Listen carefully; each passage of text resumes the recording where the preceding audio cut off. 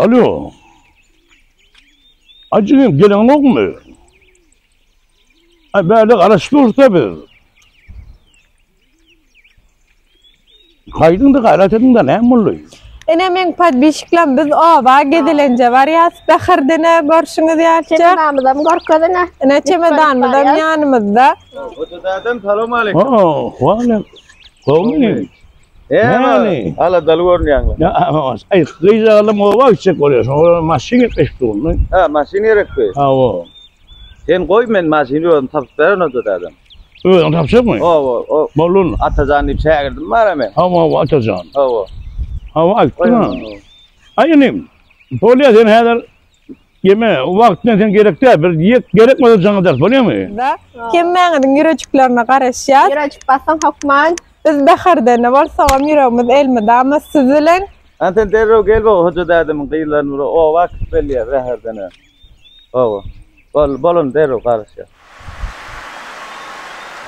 Geliyor diyorsun. Ana iyiyim gel. sizilen Hem canada araştıracağız. İyiyim. Gelin. Gelin bari. Bol yürü. Bollu kalkacaksın artık.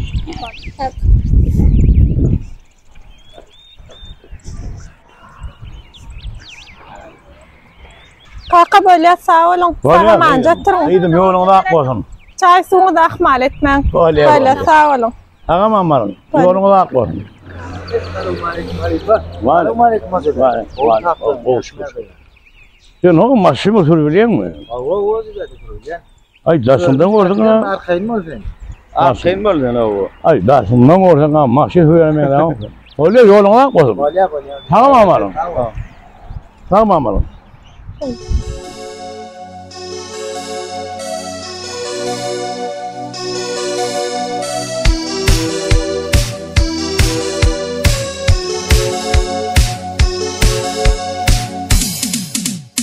Canım gündüllere günne tana baran Senin haber yoktur salam benim salam Meni sen allama sensin oda salam Sevdim seni günlara Hey canım gündüllere günne tana baran Senin haber yoktur salam benim salam Meni sen allama sensin oda salam Sevdim seni günlara O bağda günne var kaydarın Seni görmenden öye kaydarın Sana süyen aydarın Hey o bağda günne var kaydarın Seni görmenden öye kaydarın Sana süyen aydarın